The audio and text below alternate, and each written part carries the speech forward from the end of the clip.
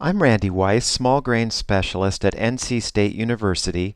It's May 22nd, 2013, and this crop alert about head scab is made possible by the NC Small Grain Growers Association.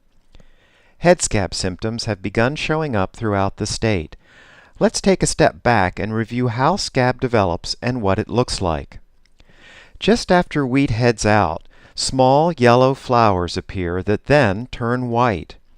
If the weather is warm and moist when these yellow flowers are present and scab spores come in contact with them, the fungus spreads to the spikelet associated with the infected flower, killing the tissue, bleaching it, and often turning it a salmon pink color.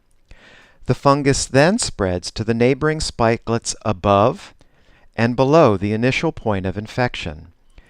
So a field with scab may have heads with only one infected spikelet, heads that are partially infected, or heads that are completely infected, bleached out, and/or pink.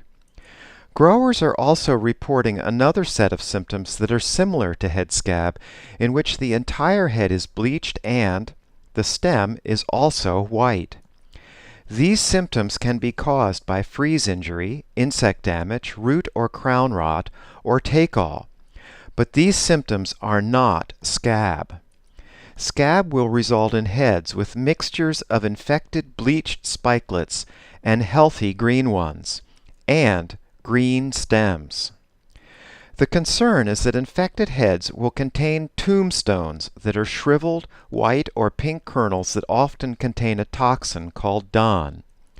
Grain intended for human consumption may not contain more than 2 parts per million DON, and grain going to the feed market may be turned down if it contains more than 5 or 10 parts per million.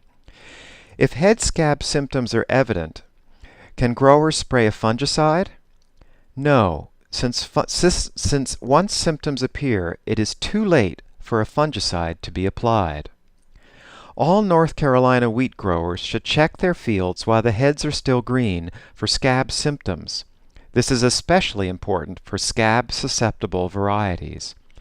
If 10% of the developing spikelets are bleached, DON levels may be too high.